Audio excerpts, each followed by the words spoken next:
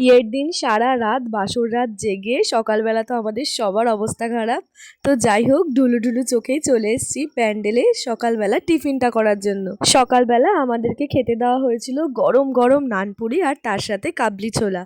আর এই কাবলি ছোলাটা আগের দিনের লেফট ওভার ছিল, তো অনেক ছিল, তার জন্য আমরা সকালবেলা এটাই খেয়েছিলাম। আর গরম গরম নানপুরিটা ভেজে দেওয়া হয়েছিল।